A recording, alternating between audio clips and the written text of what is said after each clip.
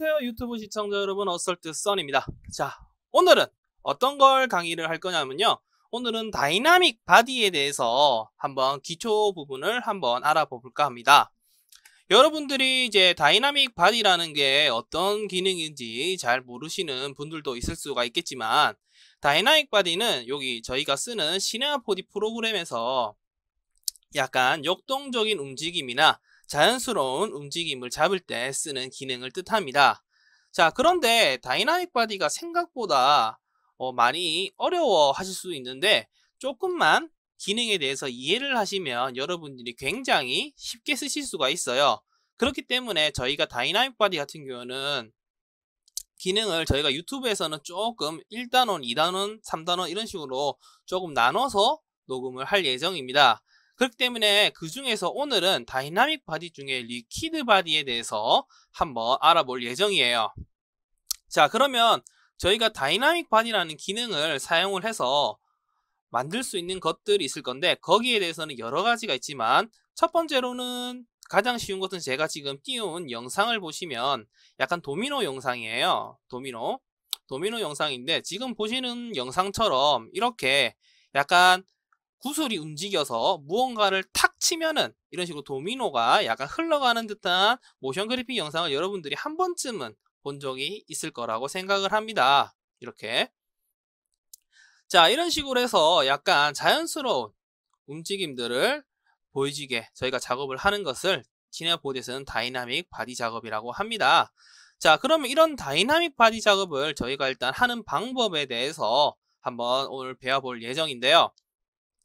일단 그 중에서 오늘은 만드는 걸 위주로 한다기보다 기능 설명을 먼저 한번 들어가 보도록 하겠습니다.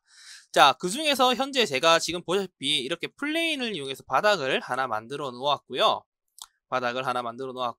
그리고 이곳에 큐브 하나를 이렇게 만들어 주도록 하겠습니다. 자, 이렇게 큐브 하나를 가지고 오도록 하고요. 그리고 큐브에 맞춰서 또 다른 오브젝트인 구슬까지 해서 이렇게 두 가지를 한번 가지고 와 보도록 하겠습니다. 자, 이렇게 두 가지를 한번 가지고 와 보도록 할게요. 그리고 이 두 가지의 위치를 일단 조금 잘 확인을 해볼 수가 있게 이곳 이렇게 좀 중심을 조금 맞춘 다음에 한번 보여드리도록 하겠습니다. 자, 이렇게 해서 한번 확인을 해보도록 할게요. 자, 지금까지 저희가 이제 보시면 이런 식으로 오브젝트를 간단하게 일단 한번 가지고 왔는데, 현재 다이나믹 바디 기능을 사용하기 위해서는 보시다시피 이게 애니메이션을 걸었을 때 처음에는 저희가 키값을 잡지 않은 이상 움직이지가 않게 됩니다. 그런데 다이나믹 바디라는 기능을 쓰게 되면 이렇게 애니메이션을 걸었을 때 저희가 키값을 잡지 않아도 이런 오브젝트들이 움직이게 되는 것을 뜻합니다. 자, 그러면 사용하는 방법은 일단 여기 슈어라고 되어 있는 구슬에 가까이 가셔서 마우스 오른쪽 클릭을 하시면 이렇게 시뮬레이션 태그라는 기능이 있어요. 시뮬레이션 태그라는 기능이 있습니다. 이거 시뮬레이션 태그 쪽을 보시면 이렇게 리퀴드 바디, 소프트 바디, 그리고 콜리더 바디, 고스터 바디 등등 해서 각종 바디들이, 기능들이 있는 것을 확인해 보실 수가 있을 것 같아요. 자, 이렇게 해서 위치를 찾을 수가 있는데요. 이제 여기서 다시 시뮬레이션 태그를 눌러서 리퀴드 바디에 대해서 한번 알아보도록 하겠습니다. 자, 이렇게 리퀴드 바디 기능을 적용을 하시면 지금까지 썼던 여기 위에 있는 임팩트들이랑은 녹색 임팩트와 이거 파란색 임팩트들과는 다르게 저희가 오브젝트 바로 옆에 이렇게 아이콘이 들어가는 것을 확인해 볼 수가 있을 것 같습니다. 이렇게 들어가는 걸 확인해 볼 수가 있는데, 그리고 들어가면서 이 부분을 클릭을 하시면 설정창에는 다이나믹 바디라고 해서 이렇게 설정창이 뜨는 것을 볼 수가 있을 것 같아요. 자, 이렇게 적용이 되어 있는 상태에서 애니메이션 창을 클릭을 하시면 지금 보시다시피 구슬이 아래로 뿡 하고 그냥 떨어지는 것을 확인해 볼 수가 있습니다. 즉, 기본 중력값에 의해서 애니메이션이 자동으로 걸리게 된다는 것을 볼 수가 있을 것 같아요. 자, 그런데 이제 지금 보시다시피 상자에는 제가 다이나믹 바디를 넣지 않았기 때문에 이렇게 표현되지가 않겠죠. 그렇기 때문에 큐브에도 똑같이 리퀴드 바디를 일단 적용을 해주도록 할게요. 자, 그런데 이렇게 애니메이션을 적용을 했더니 오브젝트가 땅 밑으로 그냥 떨어지게 되면서 제가 플랜을 이렇게 바닥을 깔아놨는데 바닥이 아무런 의미가 없이 그냥 툭 하고 떨어지는 것을 볼 수가 있습니다. 자, 그렇기 때문에 플레인에서는 시뮬레이션 덱에 콜리더 바디라는 것을 적용을 해줄 건데요. 콜리더 바디는 리퀴드 바디나 소프트 바디를 이용해서 다이나믹 기능을 썼을 때 약간 벽 역할을 해주는 기능이라 보시면 될 것 같아요. 벽 역할을.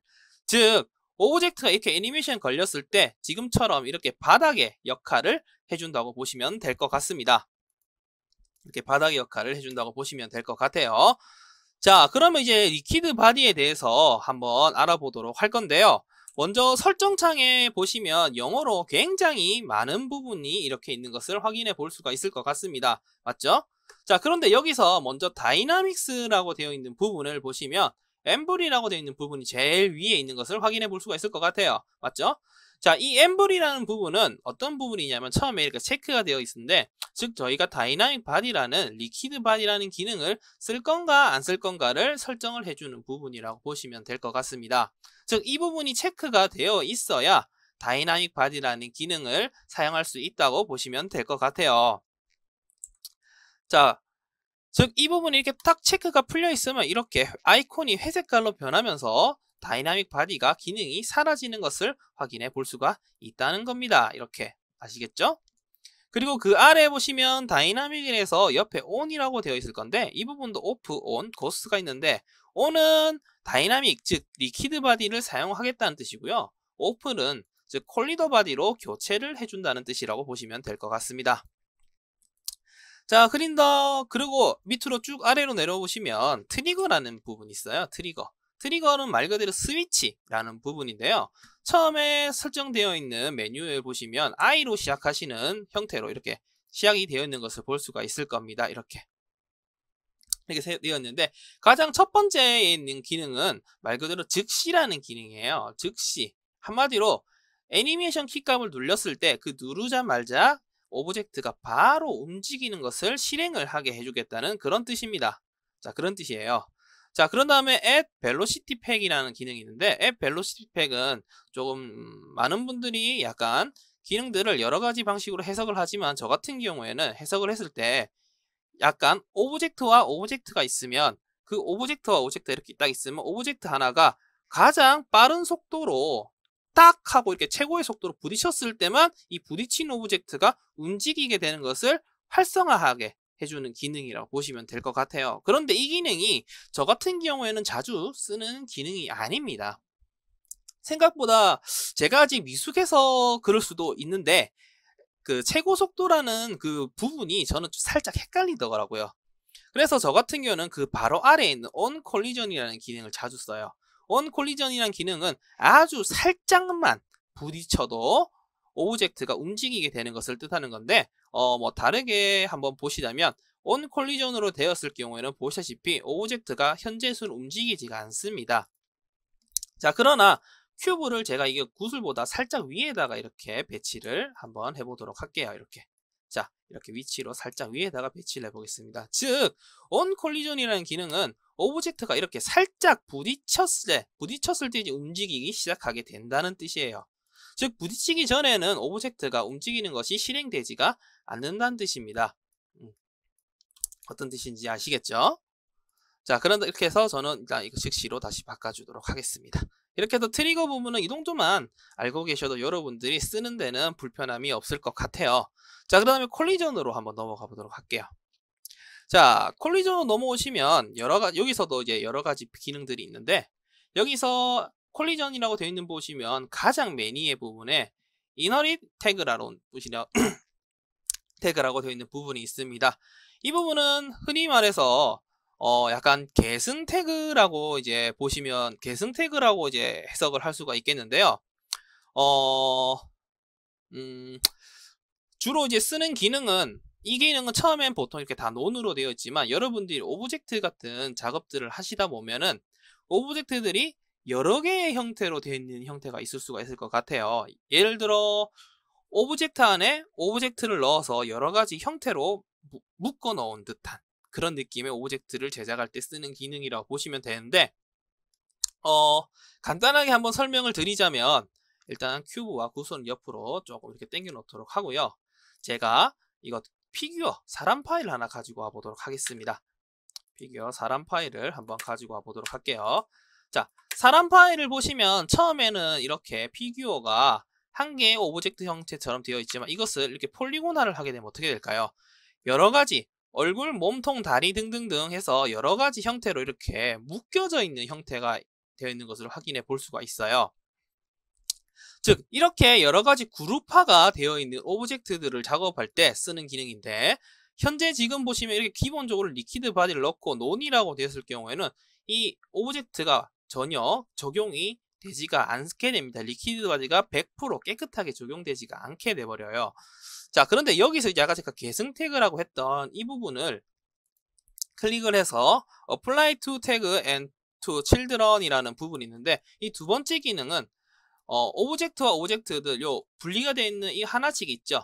이 하나하나의 오브젝트들, 이 하나하나의 오브젝트를 따로따로 분류를 시켜서 리퀴드 바디를 각각 적용을 시켜주는 기능입니다. 즉 각각 적용시켜준다는 것은 이 오브젝트가 애니메이션 실행했을 때 다 분리가 되어버린다는 뜻이에요. 즉 이렇게 분해가 다 되어버려서 떨어지게, 중력값에 의해서 떨어지게 된다는 것을 확인해 볼 수가 있게 될 것입니다.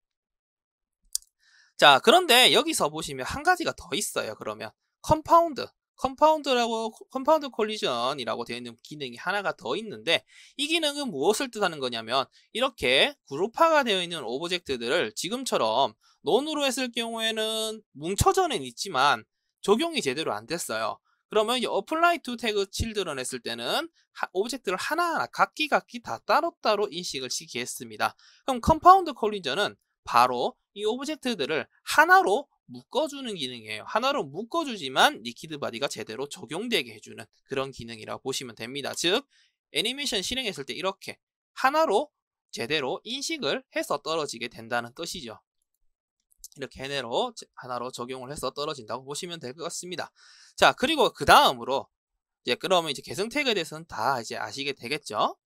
그럼 계승 태그 바로 아래쪽에 보시면 이제 엘리멘트라고 되어 있는 부분이 있는데, 이 엘리멘트라고 되어 있는 부분도 마찬가지로 오프, 탑 레벨, 세컨드 레벨, 올 이렇게 레벨들이 각기 다르게 있지만, 여기를 큰 틀로 보자면 여기 있는 엘리멘트라고 되어 있는 이 임팩트는 일종의 저희가 모그라프에서 있는 이런 클로너 있죠.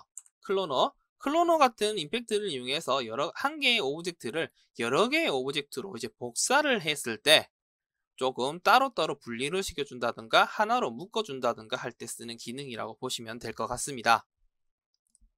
즉 여기 피규어는 지우도록 하고요. 여기다가 원래 저희가 했던 이 구슬을 그대로 한번 써볼게요. 리퀴드 바디는 지우도록 하고, 자, 그리고 크기를 조금만 줄이도록 하겠습니다. 자, 그런 다음 모그라프에 클로너를 가져와서 이렇게 구슬을 넣어 볼게요. 자, 구슬을 넣어 보시면 클로너는 저희가 이렇게 오브젝트를 여러 개로 복사를 해주는 기능이었는데, 여기에 제가 333이라고 해서 이렇게 복사를 한번 해보도록 하겠습니다. 그런 다음 클로너에 시뮬레이션 태그에서 리퀴드 바디를 적용하시게 되면 처음에는 하나의 뭉치로 이런 식으로 인식을 해요. 즉 저희는 클로너 오브젝트를 이용을 해서 이렇게 복사를 했을 때 나는 이 구슬 하나하나가 따로따로 인식을 되는 걸 원했는데 막상 적용을 하고 나니 하나의 뭉치로 적용이 되어버립니다. 그럴 때 사용하는 기능이 여기 엘리멘트라고 되어 있는 부분이에요. 이 부분을 이 세 가지 기능이 일종 기본적으로는 큰 틀로 따지면 같은 기능에 마찬가지인데, 여기서 all로 이렇게 바꾸시게 되면 어떤 현상이 일어나느냐, 떨어졌을 때 이런 식으로 구슬들이 각기 다 따로따로 인식을 되게 되어버립니다. 이렇게 각기 다 따로따로 인식을 시켜줍니다. 즉 임팩트 기능을 이용을 하여 오브젝트를 여러 개로 복사를 하였을 때 그 복사된 오브젝트를 각기 개체로 인식을 시켜주는 기능이라 보시면 돼요. 보시다시피 클로너만이 아니라 파티클 기능을 썼을 때도 여기 기능을 쓰신다고 보시면 될 것 같습니다. 이렇게 아시겠죠? 그리고 벌써 10분이 지났네요. 10분이 생각보다 빨리 지나죠? 자, 그런 다음 이번에는 마지막으로 여기 아래쪽에 슈어라고 되어 있는 부분에 오토매틱이라고 되어 있는 부분을 한번 설명드릴까 합니다. 자, 오토매틱이라고 되어 있는 부분에서 제가 설명드릴 부분은 하나, 둘, 셋, 넷, 네 가지 기능을 한번 설명드릴 거예요. 왜냐하면 박스에서부터 나머지 기능들은 저는 일단 자주 쓰는 기능이 아니다 보니까 일단 넘어가도록 하겠습니다. 유튜브 특성상 조금 넘어가도록 할게요. 자, 그러면 여기 이제 오토매틱이라고 되어 있는 부분은 무엇이냐? 말 그대로 오토매틱 자동이에요, 자동.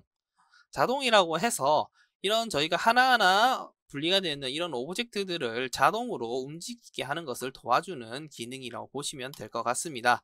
자, 그런데 여기서 오토매틱이라고 해서 같은 이름으로 하나가 더 있고 모 다이나믹이라고 되어 있는 부분이 있어요.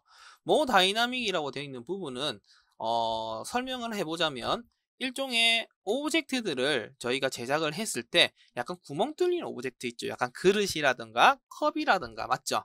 그런 구멍 뚫린 오브젝트에 이 다이나믹 기능을 적용을 했을 때 쓰는 기능인데요. 자, 먼저 한번 설명을 드리자면 큐브를 하나 가지고 와서 한번 설명을 해보도록 할게요.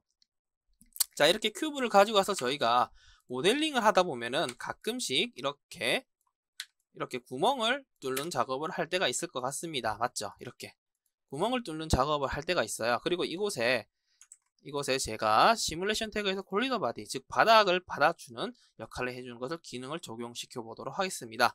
이 상태에서 애니메이션 그리면 어떻게 될까? 저희가 원하는 형태는 분명히 이 구멍 안에 구슬이 이렇게 들어가야 되는데 지금 구슬이 안 들어가는 것을 이렇게 확인해 볼 수가 있습니다. 맞죠? 이렇게 구슬이 구멍이 안 들어가는 것을 확인해 볼 수가 있는데, 즉 처음에 오토매틱이라는 기능을 쓰시게 되면 이런 식으로 오브젝트를 인식을 못하게 되어 버려요. 그런데 이 오토매틱에서 더 다이나믹이라는 기능은 무엇인 거냐? 저희가 일러스트랑 포토샵을 써보신 분들은 알겠지만 오브젝트에는 그 사각형의 가상에 보이지 않는 툴바가 있습니다. 맞죠? 툴바가 있어요. 그 툴바를 제거시켜줘. 툴바가 이제 그 툴바 때문에 지금처럼 애니메이션을 걸었을 때 이 오브젝트가 안쪽으로 못 들어가게 되는 거예요. 그런데 이 모 다이나믹 기능을 쓰시게 되면 그 툴바가 가상의 툴바가 없어져 버립니다. 즉 애니메이션 걸었을 때 이 부분이 구멍이 뚫린 것이 확실하게 인식이 된다는 뜻이에요. 즉 이런 식으로 구멍이 들어가는 것을 정확하게 인식을 해서 구멍을 완벽하게 인식을 시켜준다는 거죠. 저희가 모델링 한 것을. 그 기능이라고 보시면 될 것 같습니다. 그러면 제가 그 외에 설명드린다고 했던 무빙 메쉬와 스테이트 메쉬라고 되어 있는 이 부분은 어떤 기능이냐? 무빙 메쉬와 스테이트 메쉬는 일종의 움직임 작업할 때와 이런 콜리더 바디에 쓰는 작업을 할 때 쓰는 기능인데요. 주로 무빙 메쉬 같은 경우에는 움직이는 리퀴드 바디에 적용할 때 많이 쓰고요. 스테이틱 메쉬 같은 경우는 콜리더 바디, 즉 벽 같은 역할을 하는 오브젝트에 자주 쓰는 기능이라고 보시면 될 것 같습니다.